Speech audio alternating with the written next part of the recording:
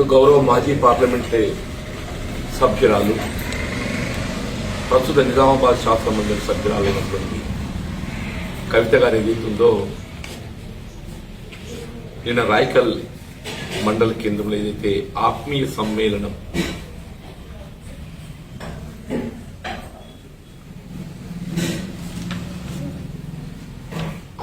సమ్మేళనం అంటే ఎవరైనా 4 మంచి మాటలు చెప్తారని చెప్పని భావిస్తారు.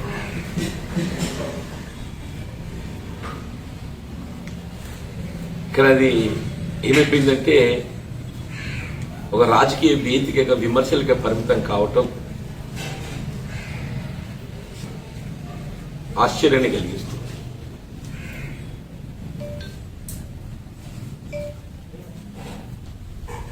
సాధారణంగా ప్రతిపక్ష పార్టీలు అధికారంలో ఉన్నటువంటి రాజకీయ పార్టీలను అభివృద్ధికి సంబంధించే గాని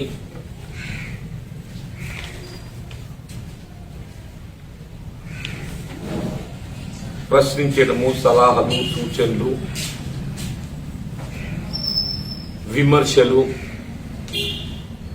ఇవి సాధారణంగా జరుగుతుంటాయి. కానీ ఇక్కడ ఏమైపోయింది, రివర్స్ గా నడుస్తుంది. ఇక్కడ అధికార పార్టీ ప్రతిపక్ష పార్టీలపై అభివృద్ధికి సంబంధించి మాట్లాడడం చూస్తుంటే ఇప్పుడు టీఆర్ఎస్ పార్టీ ఏదైతుందో ఇది కొత్త రాజకీయ పార్టీ కాదు, లేక నూతనంగా ప్రభుత్వం ఏర్పాటు చేసింది కాదు. దాదాపు 8 సంవత్సరాలు గడుస్తుంది. 2 పర్యాయాలు రాష్ట్రంలో అధికారానికి వచ్చింది.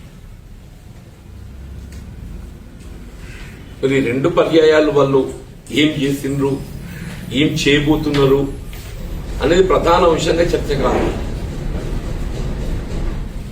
హాయ్ ఫ్రెండ్స్, మా టుడే టుమారో యూట్యూబ్ ఛానల్ చూస్తున్నందుకు చాలా థ్యాంక్స్. మరిన్ని లేటెస్ట్ వీడియోస్ కోసం వెంటనే సబ్స్క్రైబ్ చేయండి. అలాగే ఈ బెల్ ని కూడా రింగ్ చేసేయండి. మా నోటిఫికేషన్స్ అన్ని మీ మొబైల్లో వస్తాయి. అలాగే మా వీడియోస్ మీకు నచ్చితే లైక్ చేయండి, షేర్ చేయండి, నచ్చకపోతే కామెంట్ చేయండి.